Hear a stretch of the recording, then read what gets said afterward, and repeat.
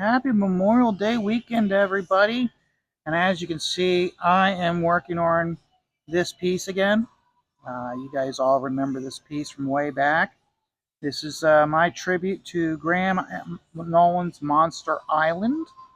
And as you can see, I have revealed now the secret character that I was going to have in it. Originally, I was going to have like an exotic alien woman there, but it was like it just wasn't working. And I thought about it. I'm like, Mel. Mel would be the perfect character to have in that spot. So I got Mel there. So as you can see, the krill are attacking all the monsters of Monster Island, and Mel's like, "Ooh, it's a smorgasbord." So he's sitting there. He's got his bib on. He's got his fork and knife, and he's just happy as a clam. So we've got Mel there. So let's zoom in here. So as you can see, we got Mel here, and he's happy as a lark. So we're going to have him. Now this was last year when I was at the New Jersey State Comic Con. I showed this to Graham, and it wasn't finished. But I wanted him to see it, and I told him I want Mel there, and he almost drew Mel there, but I was like, I wanted the challenge. So I've been looking at his Garden State strips, and I used them to draw Mel as closely as I could to how Graham draws Mel. So that's why we got Mel here, and like I said, he's a happy camper because he's going to be a fat alligator when this is all said and done. So, but so guys, this is Memorial Day weekend.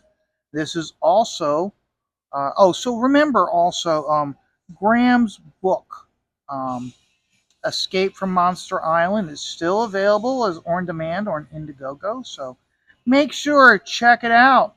And remember, if you backed it at the beginning, please take a look at his campaign again. There might be something else on that campaign that's available now that they didn't have it available in the initial launch. Or maybe you placed your order already, but you want to take a look at it. Maybe there's something else like that. Oh, when I backed it originally, I didn't get this. Now I'll get it now. So, like I said, it always helps out these creators after you've initially backed them to go back and check out the campaign.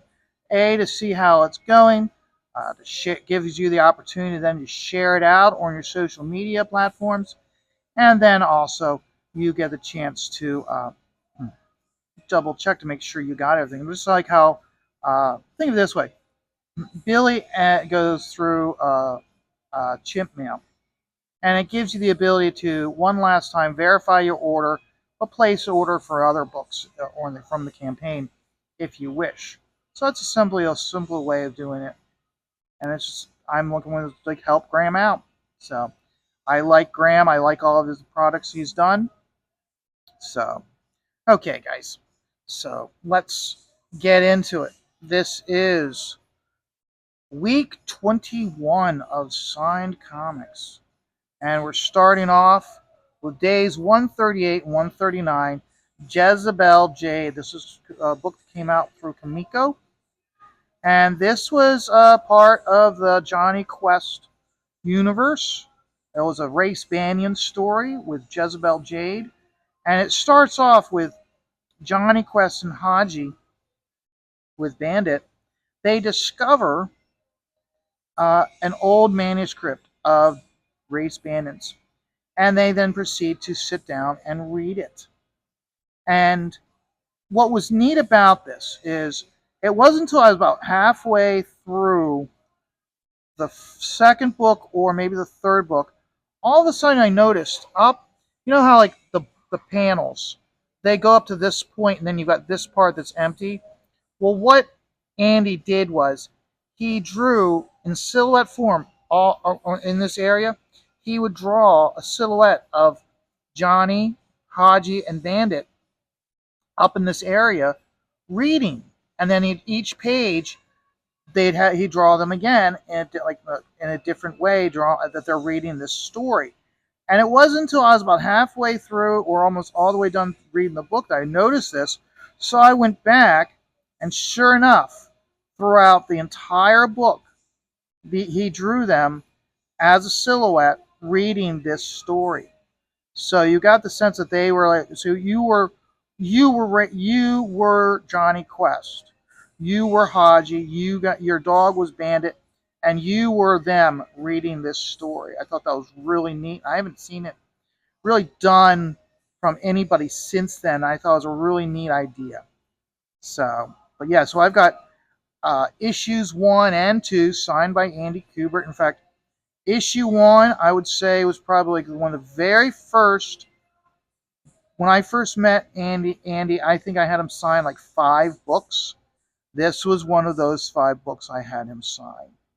So, and this was when I was a third year student at the Kubert School, and I'd gone to a show in New York and had him sign it. I didn't go down to the basement to have either of them, any Andy or Adam, as ever sign any books. I just never did that. So that's the reason why I've got these books signed by Adam, but I don't have any books signed by Andy. So, but we'll talk about Andy at the end of this video. So, but no, so I have gotten all 3 books signed since then, but still, this book was one of my favorites. And when you look at the book, it's got a lot of detail. He put a lot of detail and textures into it. Really fun book to look at. It's like he put his heart and soul. You gotta keep in mind, this was also in the very beginning of his career, so he was putting everything into each panel to prove himself to editors that he and Adam was a competent artist and deserved his next job. And he wasn't. I mean, he may have gotten his job. He might have been able to get jobs from because of his last name, but he still had to prove himself to continue to get jobs regardless of his father's name. So, oh, I'm sorry, guys. I didn't realize I was off the edge. So there we go. So, but yeah. So days 138 and 139 were Jezebel Jade 1 and 2, signed by Adam Kubert. Then we move on to day 140 and 141, which was issues 10 and 12 of DC Comics Commandy Challenge. Uh, I I found this to be an interesting uh, book. I don't have all of them, but I've got a few of the books. Looking back on it, I wish I had gotten all. But what I do now is, like, whenever I go through dollar boxes, I always keep an eye out for Commandy, and if they're available in a back issue box, I'll get them. But this one, the first one, issue 10, got it signed by Shane Davis. And if you look back on this book, when you see it, like I said, he is very. It looks like he just quickly scribbles it. He doesn't. If you actually see him in person, he is very meticulous in how he does it. He holds his hand a certain way, and then he just goes in and he just very carefully signs the book. Whether he signs it with a regular Sharpie or he switches it over to a silver Sharpie, or sometimes he does a white. He's very specific in how he signs it. So, very fortunate to have him sign this one. And then the following issue 12 was issue 12 of Community Challenge, signed by Jose Luis Garcia Lopez. Now, funny story. When I went to have Jose sign this, he looked at it, and because it had a Frank Miller cover, his first initial reaction was, "Well, this isn't one of my books." And I go, "Yeah, it is." And he looks at it and he opens it up and he flips through it and he's like, "They create too many covers. They release too many covers. I didn't. It's so hard to tell." And like he was kind of grumpy about it. I found it kind of entertaining how he's kind of like grumpy, how like they just need one cover. They only need one cover. So, but no, He signed it. I still have to get Joe Prado to sign this book. Same thing with Laura Martin. So this year at Baltimore, if those two are there, I will definitely have them sign this book. So, um, but yeah, so that was days 140 and 141. And then we go into the end of the week, which was days 142, 143, and 144. They're all Kazar books, all signed by Mark Waid, and it is the artwork was done by by Andy Hubert, and it was issues 2, 5, and 9. Now, the funny thing about this book is I've heard a lot of people talk about this book as in how it was a nothing book that shouldn't have been done because the sales for this book would only plateau and only go so far, as opposed to a Captain America book or the Avengers, or at the time, prior to this, he was doing X-Men. Here's the thing. Andy wasn't happy doing the X-Men book. He was getting paid well. He was getting paid handsomely. In fact, it was doing so well. To make certain that Adam and Andy stayed with Marvel, Marvel went and bought them both cars to keep them with Marvel. And I'm sure they got put under contract. Um, but here's the thing. I know Andy was not happy doing X-Men. His father said it numerous times in class. Um, this was got to be one of those books. It's never been said. So this is my theory, or from the information that's been provided to me from listening to Joe and whatnot. Was I think this was the book they allowed uh, Andy to do to keep him happy and keep him at Marvel. So you think about it. The Marvel wants to keep him. They don't want to lose him. So they even though they knew that sales would only go so far, they still let him do this book. And at the time, remember, the Jurassic Park movies have been coming out, so everybody loved dinosaurs. And remember, Joe Kubert loved dinosaurs. I remember when remember the Jurassic Park movies, how they came out and they learned from doing the animation that how we know T-Rex dinosaur was completely false. How it wasn't like upright, how it was like elongated, and how the tail was used for balance. And that's the reason why they're low to the ground, not high. And here, the National Museum in New York, they redid all of their skeletons. And then when they had their grand debut, they had a big, like Jurassic Park style display at the museum, and Joe was enamored by it. And remember also, the reason why Joe did tour was because he liked dinosaurs so much. That's the reason why he did that book, was because he loved dinosaurs and he wanted to do an action book. And so you look at this in many ways, because remember, Marvel also didn't have the rights for Tarzan anymore. If you look at how Andy, if you look at how Andy the uh, did Kazar, this was essentially his chance to do a Tarzan book. So and I remember an interview how he came up with Kazar's specific hairstyle was he had a sister-in-law who was a hairdresser, and here he got some of her hair fashion books, and he was flipping through it, and he found this specific hairstyle. It's the reason why Kazar has a specific, like almost like perm style look to his hairstyles, because of going through his sister-in-law's uh, fashion magazines and hairstyle magazines. So, but you really take a look at this book. It's really essentially it's a Tarzan book with dinosaurs. And it's a great book. You can see there's a lot of passion, a lot of love in it because of it. And this is the book pretty much was done to keep him happy, to keep him at Marvel. And then after this book, he went and did Captain America.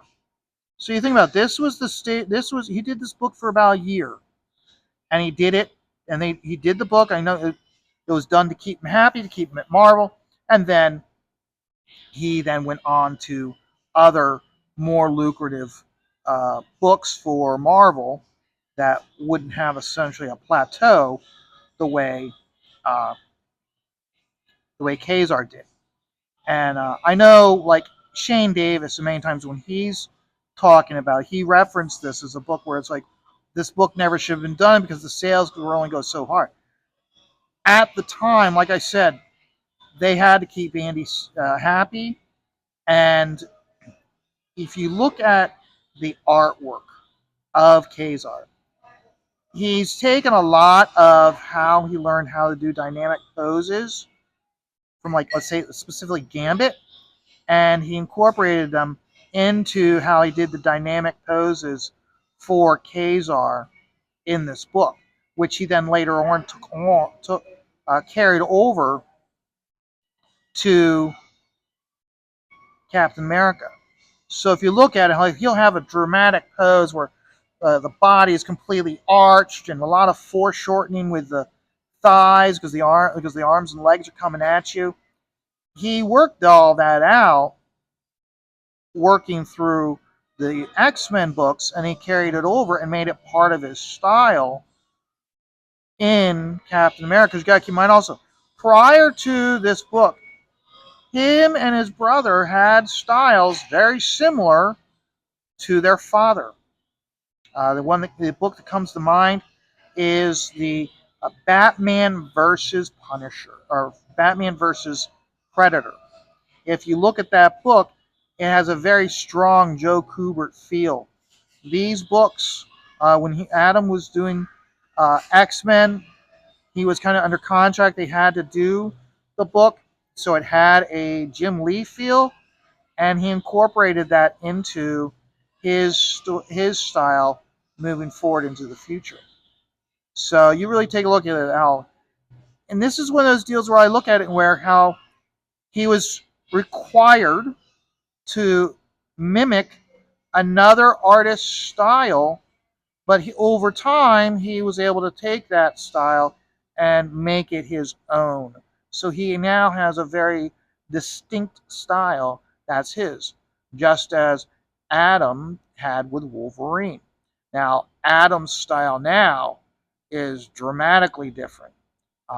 Adam's one of those where it's like, I look at his current books that he does, and I look at it and go, I don't like it.